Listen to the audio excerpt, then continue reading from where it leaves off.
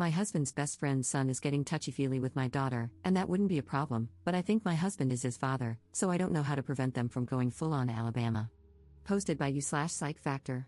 This began as a dark, intrusive thought that I could never shake off, and over the years, it has bloomed into a poisonous flower that infects my entire psyche. I, 42F, am married to my husband Luke, 43M, and he has a female best friend Amy, 43F. I met Luke in college, but he's known Amy since they were about 7. They do everything together and understand each other implicitly. They've always insisted that they are surrogate siblings. Naturally, I, as a new girlfriend, felt a little threatened by Amy and her closeness to Luke, but they both reassured me I had nothing to worry about, that their bond was not romantic and had never been intimate, that Amy really was just the sister Luke never had. I believed them, and it didn't take long for me to forget any insecurity I had about Amy. She became my friend too. She officiated our wedding. Luke and I have built a wonderful life together, and we've always had a strong relationship. After we got married and moved in together, we still saw a lot of Amy, and I was fine with that.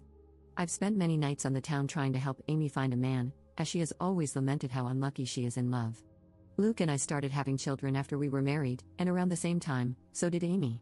For further context, my children are Sophie, 15, Owen, 12, Louise, 10, and Carter, 6. Amy's children are Tom, 17, Haley, 14, and the twins, Adam and Jenna, 9. Now, Amy was not in a relationship at this point. She was not married. As far as I knew, she was dating but not consistently. As Luke and I had more kids and our family grew, periodically, Amy would find herself pregnant as well. This happened a few times, and Luke and I never knew anything about the father or fathers in question. I kind of assumed that maybe Amy was sleeping around and not keeping in contact with her one-night stands. Luke agreed this was probably the answer. While I did ask each time if Amy knew the paternity, she always said no, and she didn't seem that worried about the idea of raising kids on her own, so I didn't pester her. Of course, she had us to support her, so there was that. While Amy never asked for any help, Luke was never going to let his best friend struggle to stay afloat when she had children to raise. Financially, we are very fortunate and privileged. I have a job that pays handsomely, and Luke also had wealthy parents who already knew and loved Amy, so they were happy to provide for her. My in-laws defy all stereotypes, they are the kindest and gentlest people. So we were able to support Amy, to get her somewhere to stay with her kids. People might be tempted to call her a leech, but I never saw it that way, none of us did. She needed help, and we could provide it. I also know people are going to criticize her for her lack of responsibility and question why she never used more reliable birth control. Honestly, that's a long story I don't want to get into because even I don't fully understand her reasoning, but it was quite important to her that she never be on birth control and that whatever came of that choice, she would accept. It wasn't religiously motivated, I know that, but it held that degree of significance to Amy. She really did not want to take birth control. She's explained it to me more than once, but I'm still not clear on why. Of course, with Amy being Luke's best friend since they were kids, it's not unreasonable that they sometimes hang out together when I'm not there. Hey, that's fine. Sometimes I hang out with Amy one-on-one as well, though Luke does it more often. After all, she was his friend first. This included him going over to where she was staying and, at times, sleeping over there. Was I a fool to trust him and believe nothing was going on? Perhaps. But for years, they presented themselves as buddies, like siblings. I never picked up on any vibes between them, not ever. As one might expect, our children were brought up together. Not in the same house, our home is decently sized, but even we don't have room for 8 kids, but we made sure Amy's children met ours from a young age, and they always got along. Strong bonds of friendship have formed over the years, which is good, especially if I'm right and they share blood. I've been dawdling getting to the main point. Yes, I have come to suspect that Luke fathered at least one of Amy's kids, if not all of them. Frankly, I do suspect they are all his. I would never have believed my husband to be capable of such a thing, and he's given me no indication that he is the unfaithful sort. But he does spend a lot of time with Amy, and I have to confess I cannot remember ever seeing her with a real boyfriend over the years. She would talk to men at bars and parties, I would try to be her wingman, and so on. But nothing ever seemed to really happen. So when she got pregnant the first time, I was curious. When it happened again and again, I began to wonder if she had some sort of secret fella she didn't want us to know about for whatever reason. But I couldn't think of any reason why she would hide him, especially from her children. After Carter, our youngest, was born, Luke and I agreed that the time had come for him to have a vasectomy. Amy's twins had arrived just a couple of years prior. Of course, after the procedure, Luke and I continued to make love, but I no longer had to think about pregnancy. Meanwhile, Amy never got pregnant again after the twins. Is it a coincidence that Luke had a vasectomy and then both of us stopped getting pregnant? I don't know. But Luke would still visit her, and he wasn't just going to see her but checking up on her children as well. In general, I should have paid more attention to it sooner, but Luke has always acted like a father to them, especially as they've gotten older. He's the father they never had. He doesn't neglect me or our children, not one bit. He's doing double duty. On its own, the idea that he is a surrogate father to Amy's fatherless children isn't inherently suspicious. One could even call it noble. But it combines with a lot of other little things. There is appearance as well. I won't go into specifics of hair color, eye color, or unique physical traits, because I'd rather limit the identifying factors of the people involved and keep this whole thing as vague as possible. But suffice it to say, Amy's children, they certainly look like they could be Luke's. Kaylee has a very unusual allergy that Luke also has. The twins look very much like him, Adam in particular. The older Tom gets, the more I see Luke in his face and personality. While their race doesn't matter, the reality is that Luke is a different race than Amy, and Amy's children look pretty biracial. I could easily believe their father is the same race as Luke. That doesn't mean Luke has to be the father, but it sure seems like it. I have never voiced my anxieties to either Amy or Luke. I don't want to be the bad guy, and, guilty or innocent, I already know they would flatly deny my accusations and be hurt by them. Imagine if that drama reached the ears of my kids or Amy's kids? Either way, Luke continues to spend time with Amy and her children, just as her children spend time with mine. I've hinted to Luke that I feel needy for more attention and wish he wouldn't give as much to Amy, but he either missed my cues or pretended to miss them. I don't want to push the idea that he's favoring her, because it's not even really true. He's never neglected me for her. I just can't shake the feeling that Luke and Amy have been intimate before, likely numerous times. As far as I know, Amy never really wanted to be a mother, either. She wasn't opposed to it, and when each of her children came into the world, she instantly fell in love with them.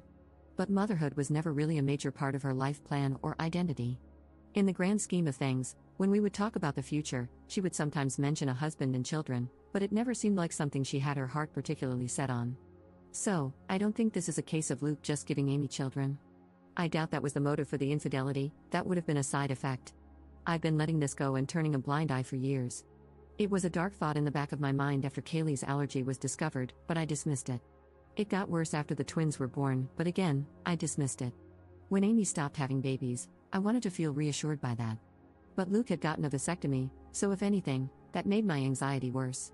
There have been nights when I wished the twins were younger, that they had come along after Luke's procedure. It's been twisting me into knots for a long time, but I don't want to be the one who rips our family apart, especially since, technically, I could be wrong. Except now, I'm very afraid, because in the last few months, we've had a new development in our kids' social circle. Tom, Amy's eldest, asked Sophie out. Sophie, my eldest. She's really blossomed over these last few years and has become quite the outspoken beauty, so I'm not shocked to see she's getting male attention, but Tom asking her out completely threw me. Sophie said no, but only because I'm quite protective when it comes to her exploring dating, and she knew she'd have to ask me first. I could tell she was flattered and intrigued by his interest and wanted to say yes. She approached me to talk about it. Bless my girl, she did everything right. I think she expected I would see things her way and agree that she could date Tom. Much to her surprise, I very firmly said no. That caused a bit of conflict. She didn't even want to date him that badly, she just couldn't understand why she wasn't allowed to. And I couldn't explain it to her.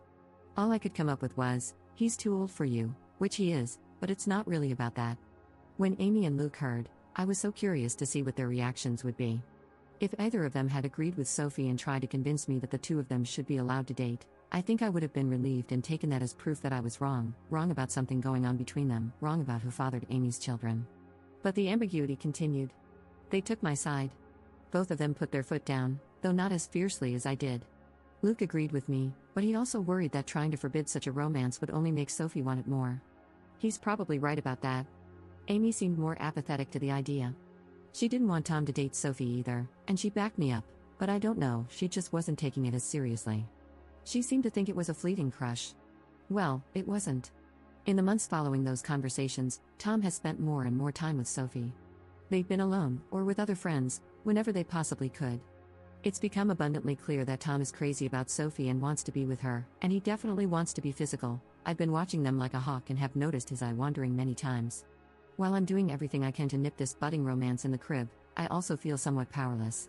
Sophie hasn't outwardly defied me, she's still just hanging out with Tom as friends. Forcing them to stop spending time together would seem unreasonable and probably encourage more sneaking around. But I'm so afraid that they're already doing just that. My nightmare is that they're secretly dating, doing who knows what when no one is looking. I've observed Tom being rather handsy with Sophie, and she doesn't seem to object at all. And I just don't know what to say. I had considered trying to convince Sophie that Tom is like her brother, but if she doesn't see him that way, I don't really have the power to rewrite their emotional dynamic or the history of their friendship. I've always seen Amy and her children as being like family, but my kids might see Amy's kids more as best friends. The problem, of course, is that if I'm right, if my husband has indeed been carrying on an affair over the years and is the father of Amy's children, then Tom and Sophie cannot be anything more than friends, under any circumstances. End of discussion. It can never happen. But I feel powerless to stop it. Luke has apparently talked to Tom about this, as has Amy, but he is unrelenting and won't give up on Sophie. I think she enjoys the attention and devotion. Tom has even confronted me, asking why I'm so against this when I know him well and know he would be good to Sophie. I didn't know what to say, other than to fall back on her being too young for him. But that won't work forever. If, God forbid, they're still attracted to each other in a few years, they'll pursue this with abandon, and once they're legal adults, there will be nothing I can do about it.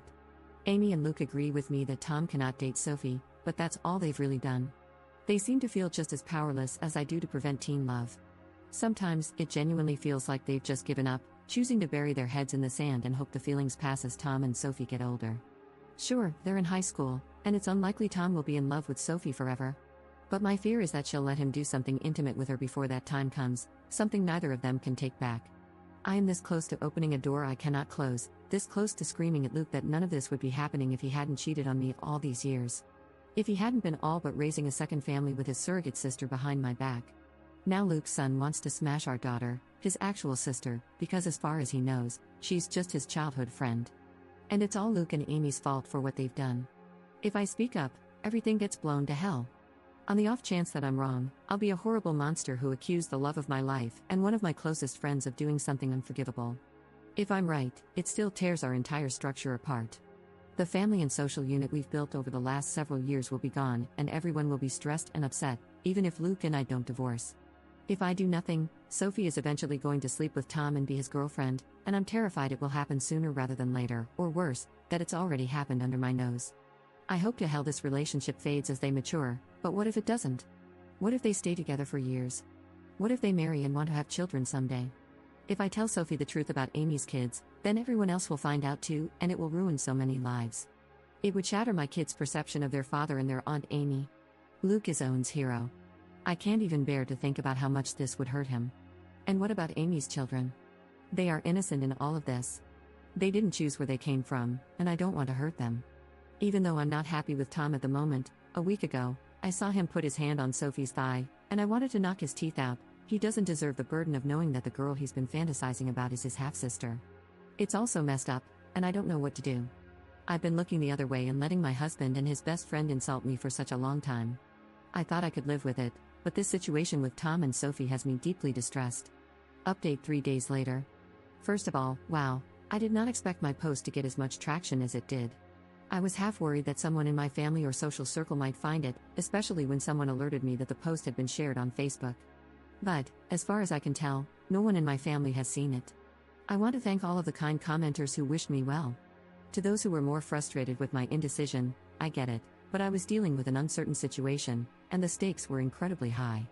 I felt like no matter what choice I made, something could, and likely would, go wrong.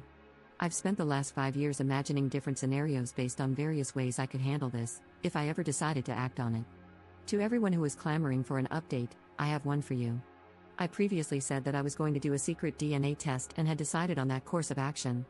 In the end, I couldn't go through with it, and now I regret that because the window to do so has essentially closed. It felt out of line for me to do that to another person's child behind their back. Ethically, it was dicey. I've since consulted with my lawyer, as many commenters suggested, and she advised me against it because, no matter the results, it could make me look bad in a potential divorce proceeding. But I really wish I had done it anyway and just not told anyone, because I so badly need to know, and I still don't know for sure. Likewise, I wanted to tell Sophie in confidence, but the more I thought about it, even that seemed over the line. It felt wrong to plant such ideas in her mind about her father without even talking to him first. So, what I ended up doing was confronting Luke and Amy. Many comments suggested this as well. I finally told both of them that we needed to have a serious talk. It felt counterproductive to approach just one of them, because I figured they would tell the other in their own words before I could properly prepare. I wanted them both to hear what I had to say. Once all the kids were at school, I laid out all of my suspicions and the reasons for them. I made it clear how much I loved both of them, but that a combination of clues had led me to notice the similarities between Luke and Amy's children, and I didn't even list all of them in my original post. For example, Luke has been a sleepwalker in the past, and so have Sophie, Tom, and Adam. I told them, over and over, how much they meant to me and how I didn't want to believe it, but the thought had crept into my mind in the past. How I had dismissed it before, but now, with Tom and Sophie having crushes on each other, it became necessary to ask the question. So I asked if they had ever crossed the line, if Luke had ever been unfaithful, if there was even the slightest possibility that any of Amy's children were his. I was just trying not to cry. They reacted exactly as I would have expected. Their responses were so perfect and well rehearsed that I genuinely can't tell if it was honest emotion or powerful gaslighting. Amy was more upset than Luke, at least, more outwardly upset. She was angry, offended at the accusation. Luke just seemed heartbroken by it. Maybe they were acting, but I don't know. Somehow, they had reasonable responses to all the points I brought up, and they asked questions I didn't know how to answer. Why had I never objected to them spending alone time together before, and why did it suddenly bother me now?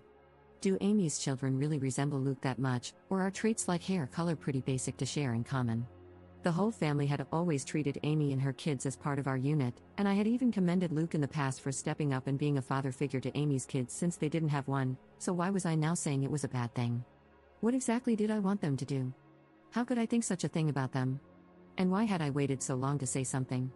Luke was more understanding than Amy. He respected my feelings, or at least he acted like he did. Amy, on the other hand, seemed to feel more betrayed by what I said. I ended up apologizing several times, even though I'm not sure I did anything wrong. Luke also apologized for anything he'd done that might have made me think he was unfaithful. When I asked Amy more pointedly, if not Luke, then who had fathered her children, she snapped back that it was none of my business. I could tell she was in no mood to get personal or vulnerable with me after my accusations. I'm not proud to say that I lost my temper and said that after everything we had done for her and her children, such information wasn't a lot to ask, perhaps she owed it to us. I regretted the words as soon as I said them. Amy shouted back that I had never done anything for her, that it was Luke and his parents who had kept her afloat all these years, not me. She launched into a longer tirade, accusing me of always acting superior to her. I don't believe I did that, though it's possible I unintentionally gave off that vibe. Luke did his best to calm her down, but the tension in the room was undeniable. I don't know, I just don't know. It's driving me to the edge of madness. There is a way to be certain, of course, not certain of my husband's fidelity, but of the paternity of Amy's children. So I asked Luke, for my own peace of mind, for the sake of our daughter, and for our family unit, if he could please get a DNA test done, a paternity test. I went on to explain that I knew he disliked and distrusted such things, but I really needed this. I could see the pain in Luke's eyes. Maybe it was an act, but he seemed genuinely hurt that I was asking for this, that his word, that he had always been faithful, wasn't enough for me. But, very reluctantly, he agreed to participate in a DNA test. Unfortunately, Amy did not agree, and that's where we hit a roadblock. I was afraid of this. Amy was infuriated at the entire concept and told me in no uncertain terms that I would not be getting samples of her children's DNA. She basically told me to go F myself for even asking. I pressed Luke, but honestly, he was a bit useless in this situation, though probably right. He tried to convince Amy, but she wouldn't hear of it. When I pushed him for further support, he kind of shrugged, saying he couldn't force her to get the tests done. And he's right, if she refuses, that's really a dead end. I've looked into it quite a bit and even consulted my lawyer. There's no way to proceed without Amy's cooperation. The problem is, Luke could, in theory, petition the court to demand a paternity test for Tom and the others. The issue is that to do this, he'd essentially be admitting that he slept with Amy and believes her children could be his. That would be the version of events he'd have to maintain. But Luke has staunchly insisted that nothing ever happened with Amy, that he never cheated on me. Whether or not he's being honest about this is another story, but he'd have to go on record making a claim that he isn't prepared to make. He is certain the children aren't his and has no intention of fighting for custody of them. So, even though a legal route exists, Luke won't pursue it because it would contradict his insistence on being faithful. So, no judge is going to compel Amy to submit DNA samples from her children. Tom is also old enough that his consent would be required, and if both he and Amy refuse to participate, it's unlikely Luke would have a case. He'd have to target one of Amy's younger children, like one of the twins, but he doesn't want to do that. He's unwilling to take his best friend to court to prove something that, in his words, he already knows isn't true. Luke is asking me to please let this go and trust him because pursuing it further will fracture everything. And according to my lawyer, it's not realistic anyway. For Luke to establish paternity, he would have to admit to an affair in the first place, and he's not willing to do that. If he did, that alone would be all the proof I needed to confirm my suspicions, even if I would need more for a court case. I pressed Luke further about Tom and Sophie, insisting that I didn't want them dating. Luke agreed, and apparently, Amy still agrees. Luke plans to have a serious talk with Tom and go into protective Papa Bear mode. Among other things, he's going to remind Tom that once he turns 18 in a couple of months, being intimate with Sophie will literally be a crime. I wouldn't actually press charges, as I know Tom wouldn't do anything against Sophie's will, but I'm not above implying the threat, and thankfully, Luke isn't either. I did ask Luke if he'd be open to potentially swiping a sample of Tom's DNA for a private paternity test, but he was very hesitant. Like me, he views it as unethical. He also pointed out that if we did this and Amy found out, it would likely mean the end of our friendship with her. Luke believes that things are still in a salvageable state, where Amy and I could reconcile and become friends again, and I can see how much he wants that to happen. But if I did a DNA test on Tom behind Amy's back and she found out, she would likely hit the roof, and honestly, I wouldn't entirely blame her, though I'd be very interested to see the results. Luke ended up going to see Amy and spending the night. I know you're probably cringing and throwing up your hands, and trust me, I wasn't happy about it either. That was a very long conversation. But he was adamant that he needed to perform damage control, so they spent the night together, with Luke insisting that nothing happened. I didn't sleep a wink and kept texting him for updates. From what I can gather, Amy will cool off, but she needs some time. When Luke and I talked things over the next morning, it was an emotionally fulfilling conversation. We ended up agreeing to take the kids, our kids, not Amy's, to visit their grandparents for a few days. It was an impromptu visit, but we've done it before, and they were delighted to have us. I really just wanted our family to spend some time together, away from Amy's side of the family, so to speak. I always love seeing my in-laws. I'll refer to them as Jim, 75M, and Kat, 67F. I know Reddit is famous for stories about the mother-in-law from hell, but in my life, that couldn't be further from the truth. I feel safe with them, to the point that, when they noticed how distant Luke and I seemed from each other, I finally relented and confessed my fears. I told them about my anxiety, that I suspected Amy and Luke might be having an affair, and that Amy's children could be his. Here's where things got a little interesting. When I told them what I was feeling, Kat gave Jim this pointed look and let out a big, dramatic sigh. It turns out, Kat has had similar misgivings to mine. Over the years, she's genuinely suspected that Luke and Amy were closer than they'd ever admit, and that they may have crossed the line in the past. Jim, on the other hand, refuses to even entertain the idea. He's always insisted that Kat is seeing things that aren't there, maintaining that Luke and Amy are like siblings and would never do such a thing. Kat thinks his stance is naive, pointing out that even though she and Jim had taken Amy in and loved her like a daughter, that doesn't mean Luke viewed her as a sister, or that Amy viewed him as a brother. Jim continued to insist that Luke and Amy have always been like siblings, and I could tell he and Kat had already had this conversation before. They kept going in circles, with Kat getting exasperated. She pointed out that, surrogate siblings or not, Luke and Amy aren't actually brother and sister, so nothing would have stopped them from being physical together if they felt mutual attraction. At that point, Jim just sighed and walked away from the conversation. It became clear that Kat has privately wondered for years whether Amy's children might have been fathered by Luke. This is part of why she has always treated them as her grandchildren. To be clear, I never minded that. I also don't fault Kat for not voicing these concerns to me sooner. She had no proof, and she saw far less of Luke and Amy's closeness in our adult lives than I did. As for the kids, they're doing all right. I don't know what Amy told her children, but the general consensus, the official version of events, is that Amy and I had a fight and need a break from each other. That's what Luke and I told our children. When they pressed for more details, Luke defended me and shut down further questions, saying it wasn't their business. I'm not sure if Amy stuck to that version, but our children and hers still have each other's phone numbers and social media, so they've presumably been in contact over the last couple of days. I suspect my kids have kept Amy's kids in the loop with any updates, and if Amy had told them anything significant, they probably would have relayed that information to my children. It's clear that Sophie and Tom are still very close. I did try to talk to Sophie about it more, but the timing was off. She rejected my counsel and interpreted my reinforced reluctance as being related to my fight with Amy. Sophie insisted she wasn't dating Tom, though I'm not entirely sure if that's true, but she made it clear that she was going to remain close friends with him. While she's not usually a disobedient child, she put her foot down on this one. To be fair, I can't really justify separating them or forbidding their friendship, they've known each other for years. Luke agrees with me on not allowing them to date, but he doesn't support the idea of preventing them from hanging out altogether. I wish I had a more definitive update. If anything significant happens in the next few days, I'll let you all know. I'm mostly just kicking myself for not going through with the secret DNA test, even just for my own peace of mind. Now, I feel like I've lost the only opportunity to get definitive proof one way or the other. Second update 1 day later. I didn't expect to have another update so soon, but after posting my last one, I did a lot of thinking about my kids.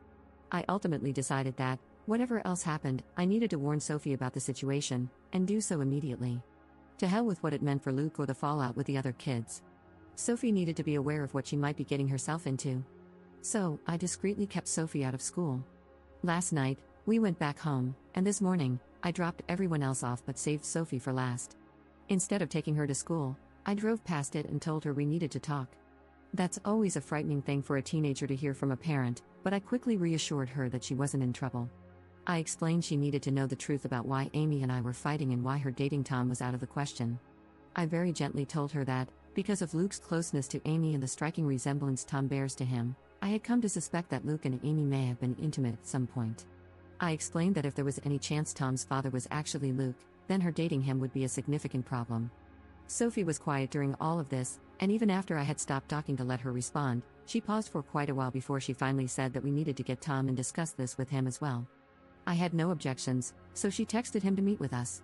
They're both skipping school today, but Sophie gets straight A's, and this is extremely important, so I looked the other way. Tom came to meet us, and Sophie had me relay what I had told her to him as well.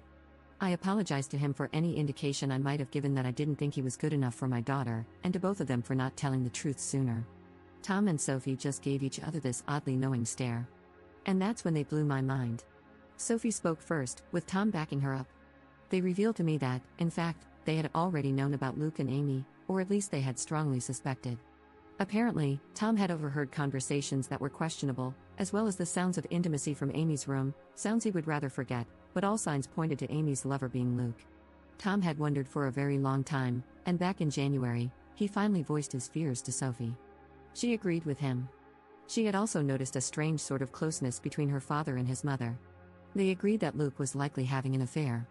They also agreed that, because of Kaylee's allergy, Luke might very well be her father. And if Kaylee was Luke's daughter, the rest of Tom's siblings could be Luke's as well. Tom could be Luke's kid himself. The math led them to the same conclusions as mine. So Sophie and Tom came up with a little plan. As it turns out, they are not in love. They never were. They're still just best friends, but they had the same instinct as me. They didn't want to blow up our entire family and social circle without more direct evidence, which Tom has been working on acquiring. Though Sophie very much wanted to tell me the truth, she was hesitant because she knew it would shatter me. She had no idea I was already suffering in silence. Sophie apologized for not voicing her suspicions sooner. Honestly, we both cried, and I made sure she understood that none of this was her fault and that I loved her very much. So, the bottom line is, Sophie and Tom already know they could be half-siblings and aren't actually interested in being a couple.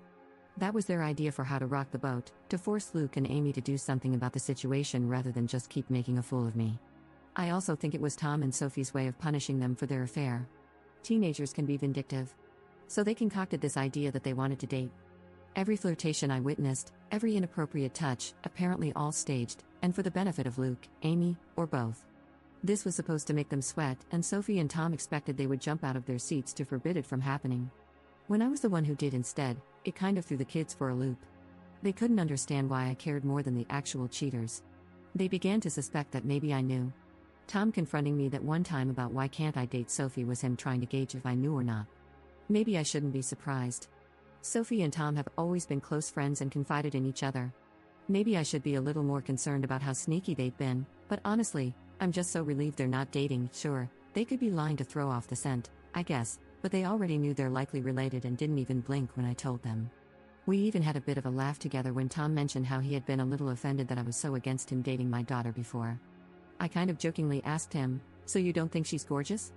And Tom, bless his heart, shrugged it off, saying, "She is, but so is my English teacher, and I'm not asking her out either." Either way, the question now is, where to go from here? We have to figure that out. I will say it's such a relief to have told Sophie, and I feel like an elephant has taken one of its feet off my chest. Having her in my corner, and Tom in my corner as well, means a lot to me. Even though I've basically just had it confirmed that Luke is sleeping with Amy, I kind of already knew that anyway. So now it's just a question of how to proceed. Tom has already volunteered to submit his DNA so I can compare it to Luke's, and both he and Sophie advise me not to tell Luke and Amy when I do this, which I agree with. They're both completely on my side, which means more to me than I can ever express to them. Tom has also been trying to set up a camera in Amy's room to catch her and Luke in the act. Sophie told me flat out that I needed to divorce her dad, and hearing that from my own daughter made it clearer than it's ever been. She's right. Third update 2 days later. First, a few points to address from the comments. I don't have any DNA test results back yet. That can take weeks.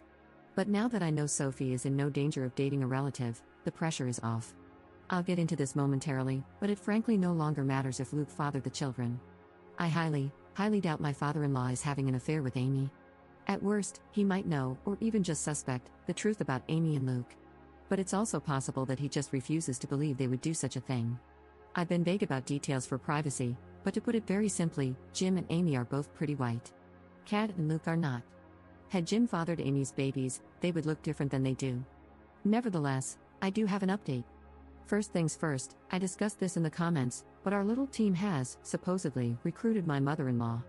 I say supposedly because Sophie and Tom were going to talk to her about getting help with submitting the DNA test and, at the advice of my lawyer, I am staying out of the process. Officially, I told Sophie not to do it, and she said she wouldn't. My mother-in-law hasn't contacted me about it either, though we have been in touch. I'll get into that more in a moment. The bottom line is that I can honestly say I had no knowledge of any DNA test.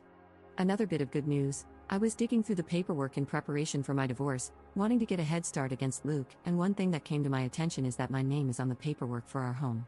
Luke's name is not. I was the one who bought the house, and we always planned to add Luke onto the paperwork at some point, but we never got around to it, and eventually, the idea was forgotten. It was my lawyer, Paige, who pointed this out to me, and it felt like finding a winning lottery ticket on the ground. I don't know where I'd be without Paige. She's a dear friend from college who I reached out to, hat in hand, for help. She's been there for me this past week, not just as legal counsel but as the friend I really needed right now. The thing is, she's not our lawyer, mine and Luke's. We have our own family attorney who has helped us out of jams in the past. We clashed with our HOA a few years ago, not worth getting into right now, but Paige is a lawyer who specializes in family law and has handled divorces before. Luke remembers her from college and knows she went into law but doesn't know she's a divorce attorney. So I can have her over for coffee like we're just catching up, and he has no idea anything is going on. Turns out, he's not the only one who can hide someone under his spouse's nose under the guise of being a friend. So, onto the update. The last time I looked at Luke's phone was 3 months ago, around the time Sophie and Tom began claiming they wanted to date. I found nothing. While I know how to search for recently deleted photos and didn't see any, my comments taught me how to find recently deleted messages.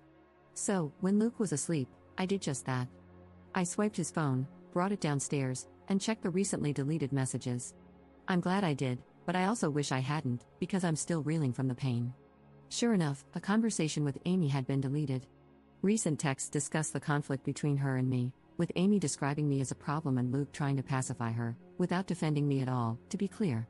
They both alluded to how they had expected this for a while and just hoped it would never happen, presumably, me accusing them of having an affair. While the whole conversation, and the fact that it was deleted, was sketchy, nothing was outright admitted. So I scrolled a bit higher, to a few days before the fight. Amy's messages became a bit more flirty. Then I saw it, 5 days before I confronted them. Amy had sent Luke a selfie wearing nothing. Guys, I teared up. I knew it was true, I knew it in my bones, but seeing the proof still cut me like a hot knife. I exited the Messages app and checked Luke's recently deleted photos. Sure enough, the same selfie was there, along with others. Amy in various poses to show off. There were pictures of the two of them together, cuddled and pressed close like a couple.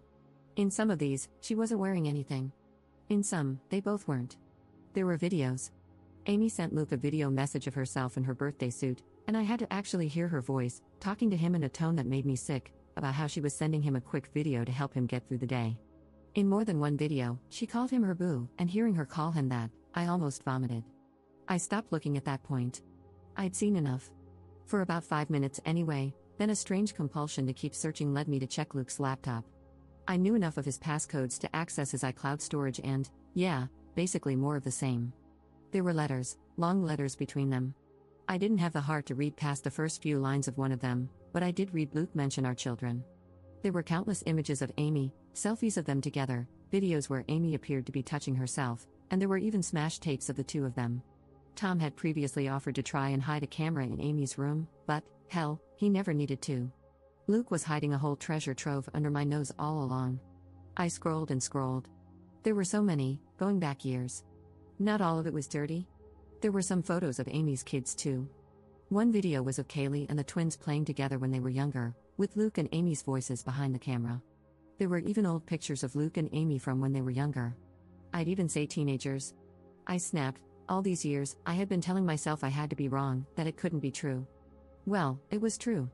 I know no one forced me to look at as much of the evidence as I did, but I'm still hurting very badly from having seen it, and in that moment, I wanted to act, so I did. I called Paige, my lawyer. It was the middle of the night, so I had to call her twice, but she picked up. Though I had woken her, when I asked her to come by and said it was an emergency, she agreed. I also asked her to draw up the paperwork and have it ready. She told me she'd already had it prepared since I first reached out to her. As I waited for her, I went through the necessary channels on Luke's laptop to make sure he wouldn't be able to remotely disconnect our access to his little stash, changing passwords and all that. Paige arrived, and I went outside to greet her in the car. I spent a good half hour in the passenger seat just crying, and she was great about that. Afterward, I passed her Luke's phone and laptop, with all the information she needed to use them. She warned me that this could be considered theft, so I asked her to forward and print out copies of everything she could and then bring the items back, because I just couldn't bear to do it myself. She agreed. I went back inside and then packed up Luke's things while the house slept. At one point, Owen got up to use the bathroom and asked me what I was doing, but I told him I was just cleaning. Luke stirred once or twice while I was in the bedroom but didn't wake. I got most of his things packed into trash bags and loaded up the car. That's when I woke him up and told him to come outside. He was confused and half asleep, but he did notice things were missing. I ignored his questions and just told him to come with me, so he followed me outside. Once we were by the car, I pulled out the divorce papers and officially handed them to him. That was when he figured out what I was doing, and he tried to talk me out of it. He tried to be sweet with me, to be tender. He kept insisting that he loved me and that there had never been anything with Amy, continually trying to persuade me not to tear our family apart. Even 2 weeks ago, I might have wilted under him because the manipulation and gaslighting were truly masterclass, but I can see through it now. I didn't tell him that I knew he was full of it. I didn't tell him what I had seen. I just told him we were finished. He tried a different approach. He refused to go, firmly stating that our children were his too and that even if we were separating, I had no right to just decide the kids would stay with me over him. This was when I very coldly presented the paperwork, reminding him that the house is in my name, and told him under no circumstances would my kids be staying with Amy. He argued for a while longer, but in the end, he decided to be the bigger person and keep the peace. At that moment, I didn't care where he went. Before he left, he did ask about his phone and laptop, and I waved him off by saying they were in one of the bags. I couldn't sleep for the rest of that night. I cried more. Eventually, I realized I'd have to wake my children up early and explain as much as I could. Naturally, I woke Sophie first. I told her that I had kicked her father out and discovered evidence of an affair on his devices. I didn't specify what kind of evidence, and she didn't ask. I then woke up the others and gently told them that their dad had gone to stay somewhere else for a while. I wasn't sure where, but from now on, things were going to be different. Louise was the one to ask if we were getting divorced, and I couldn't lie to her. I told her yes.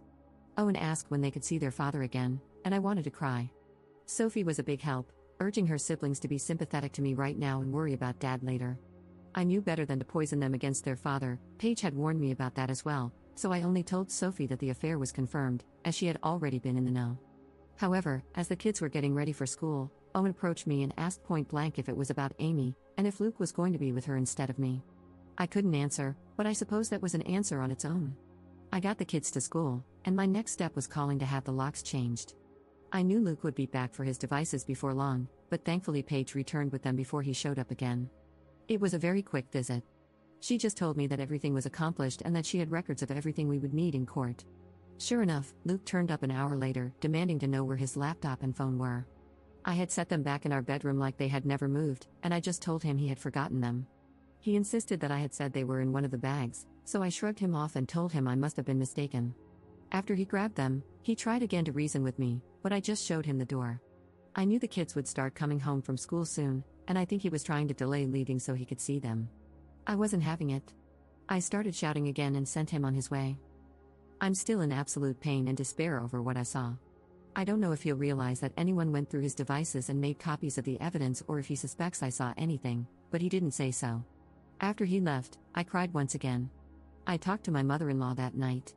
Apparently, Luke did show up at his parents' house, which surprised me since I was so certain he'd stay with Amy. But maybe even he knows how suspicious that would look to the children and doesn't want to rock the boat too much. Maybe he knows I'm more likely to let my children see their grandmother than Amy at this point, and he wants to see them to give his version of events. That is not happening. Kat already shared the version of events Luke told her and Jim. He claims I'm having some kind of mental breakdown, that he wishes he could help me, but my paranoia is causing me to lash out and turn violent. I was never violent, I shoved him away when he tried to hold me, that's all. What's so hilarious is that he didn't mention Amy at all to his parents. He didn't even frame it as me falsely believing he was having an affair. Even though that's his story when talking to me, he left Amy out of it entirely when talking to his parents. Kat noticed that. She believes me. Jim doesn't know what to believe anymore. According to Kat, he seemed very troubled by what he heard from all sides. As for Amy, she's been radio silent. Tom has told Sophie that she's acting like nothing is wrong but is clearly stressed out. When her children ask, she makes similar claims, that I'm having some kind of emotional or nervous breakdown and pushing her and Luke away. She doesn't mention anything about my accusing them of an affair but still puts it all on me. Amy hasn't reached out to talk to me directly, and I haven't tried talking to her since our big argument. I haven't told my kids much, just that I'm having disagreements with Luke and Amy, though I made it very clear it's not a question of my mental health. Honestly, I think they all kind of know what's going on. Sophie continues to be my rock, as I try to be for her and the others, and Tom continues to be our spy in the ranks. Right now, my biggest regret is the stress this is causing the children, which I knew it would, but it still needed to be done.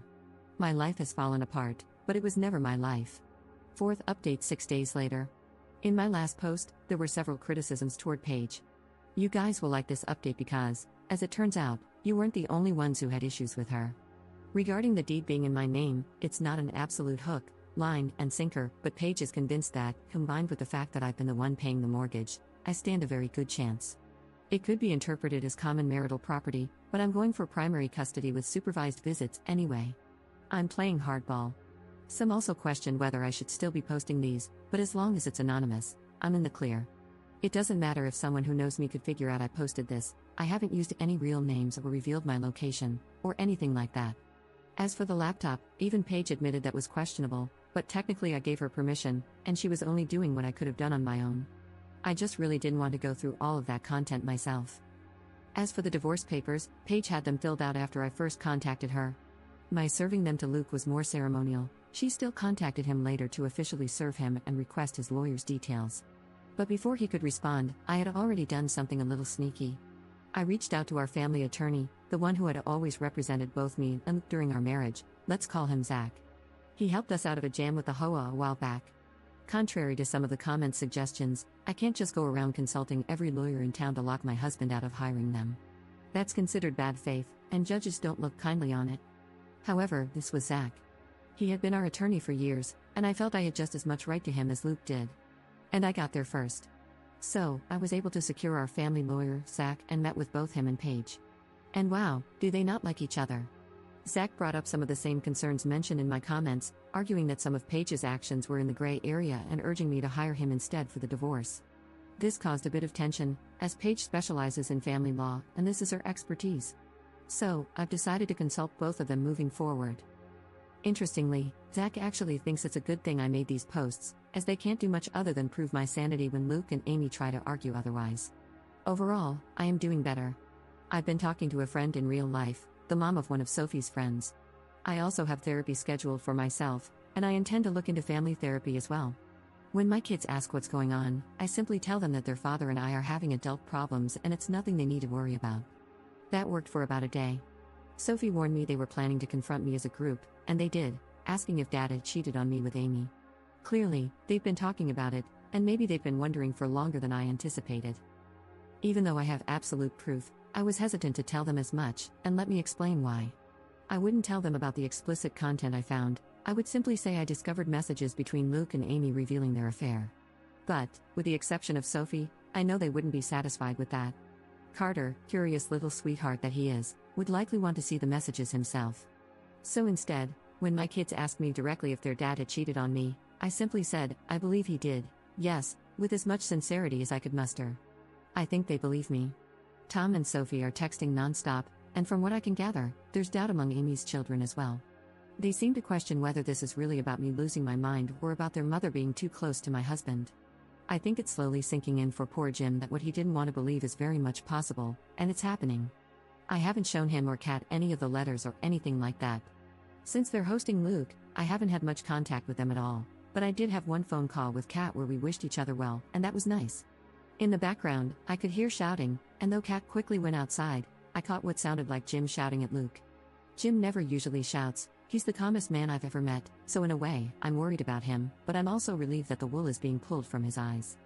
According to Kat, Luke is still staunchly denying everything.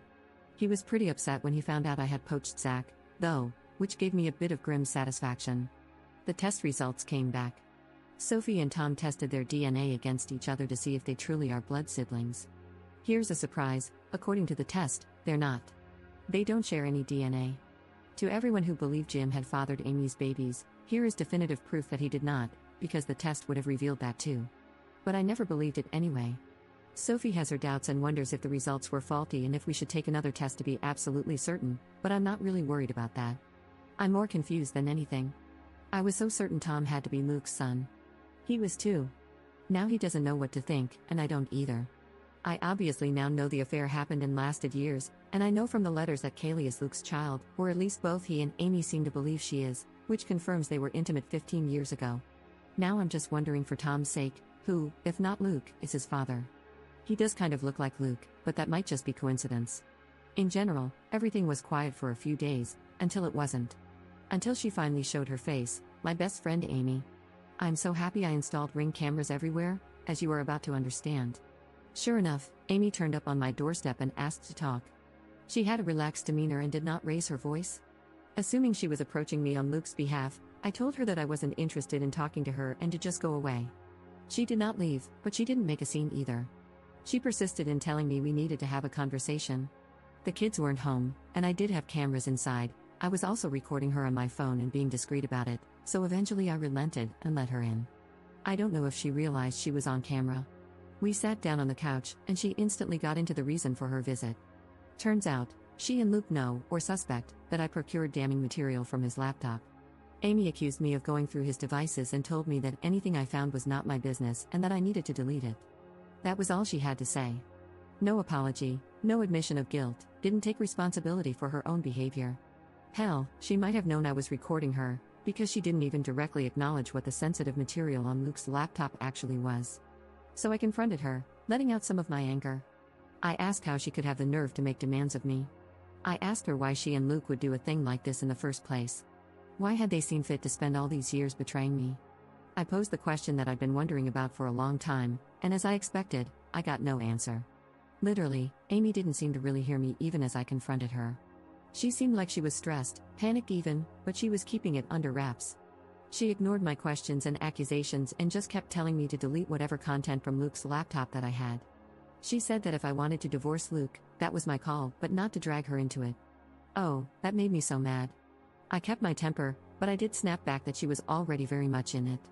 Amy just kept repeating herself, telling me to delete whatever I found, so I just refused. I asked her, point blank, why I should. Why did I have any reason to? Amy got more aggressive, raising her voice. She was trying to intimidate me, but I held my ground. She told me that this wasn't about me and that I needed to just do as she said, that it was very important. So, I asked again, why? And yet again, she would not answer. So I asked her if Luke had sent her to do this or if she had shown up on her own. No answer to that either. It was like talking to a brick wall. So I asked her to leave.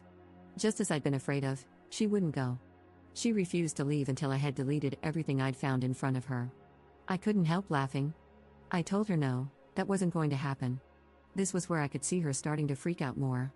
In another moment, she got up, ran into the other room, and grabbed my laptop. Before I could stop her, she smashed it on the floor. I really don't know why she thought that would work or get her the outcome she wanted. I think she was just panicking. Obviously, I still have everything, except now I need to buy a new laptop, and sadly, she did this out of the camera's frame, but it's fine. All of my important files are backed up, and at that moment, I was more concerned that Amy would do something else drastic. She looked like she was going to have a breakdown. I tried again, very calmly, to tell her that she needed to leave or I would call the police. She refused again and just kept repeating her demand that I drop this whole cheating angle and divorce Luke without trying to argue that an affair took place. At that point, I just stared at her, the woman I had considered one of my dearest friends in all the world. And I told her that I didn't owe her anything, but she owed her children the truth, that they had the right to know where they came from, who Luke really was to them. Amy bristled and told me it was none of my business, that I didn't understand her family and I needed to back off. She kept going back to this idea that I could divorce Luke, but I must not claim he'd had an affair with her. I just told her that I didn't need her permission to handle my divorce as I wanted, and told her again to leave. She got more and more desperate, and her anger escalated to the point that she physically attacked me. I did not expect her to actually do this. I'm not much of a fighter, but I do know the human body pretty well and where it's weakest. She hurt me pretty badly, but I got her off me. That part was entirely on camera, and the whole audio was recorded on my phone. She finally left after that, and I immediately called to file a police report. I had the strangest feeling she'd try something similar and wanted to beat her to the punch. I was able to clean myself up by the time I had to face my kids, and while I downplayed the story, I did not lie to them about why I had a black eye. I told them, for their own safety, to steer clear of Amy. I also sent the footage to Paige and Zach, as well as pictures of my injured state before I cleaned up. They've also printed out the letters that reference Kaylee as Luke's child. I really feel like Amy just screwed herself over on all this. I don't know what her motives were. Was she protecting Luke? Was this his idea? Does she just really not want the world to know she's a homewrecker? As if people didn't know already? The more of my social circle I talk to and inform of the basics, the more people are confessing that they had wondered in the past if Luke was cheating on me but didn't have any concrete proof. I suppose Amy doesn't want her kids to know who fathered them, which does line up, but I'm still not sure about Tom. I didn't ask Amy about him in particular. 5th update 6 days later. Hey guys, it's been a rough week. A lot has happened. I don't really want to talk about all of it in detail, so I'm going to keep this short. I know I never shut up, it's just how I am, but I'm going to be much more brief this time around. Luke has a lawyer now. I don't know him, but he met with Zach and Paige. To everyone saying I should have Amy arrested, I probably could have if I had shown the police the video. Instead, I just sent it to my lawyer. Maybe this makes me foolish, but even now, I think part of me is still trying to protect people I once loved and go easy on them. But everything's been on hold for the past few days, because Jim had a heart attack. I saw Luke and I saw Amy, and Amy's kids, at the funeral. It was the first time we were all together since before all this happened. Nobody talked about what's going on, short of Amy briefly apologizing for what happened before. She did seem sincere, I'll give her that, but I wasn't about to call her out anyway. Amy, Luke, and Kat all seemed pretty devastated. I was too, but we all agreed not to argue or talk about the divorce and to just let the day be a ceasefire to focus on Jim. Luke and I had a nice conversation about him. I've been spending time with my kids and taking a couple of days off work. I have enough on the back burner. Luke also saw the kids twice, before and after the funeral, with me present. It went well. At my direction, and Sophie's, they didn't mention Amy, and Luke didn't try anything funny with any of them. I think he does miss them and hate that he can't see them, thanks to all this. The kids are also pretty upset about losing Grandpa, on top of not being able to see Dad as much as before. I don't think any of them blame me, but that's far from the point, frankly. Carter slept in my bed the last 3 nights. I'll get more into this in the future when I have the energy to talk about what's going on in more detail, but whoever suggested that Kat lied about the test results was correct. She never sent them in. She confessed as much to me. I guess she didn't feel comfortable going behind her son's back. But she felt comfortable lying to me to protect him? Until she didn't, until she felt guilty, and she came clean. Under the circumstances, I'm not angry with her, but I know better than to trust her anymore. As far as I know, she did not tell Luke about the test, but it means Tom could still be Luke's son, probably is. My lawyers finished going through Luke and Amy's letters with a fine-tooth comb.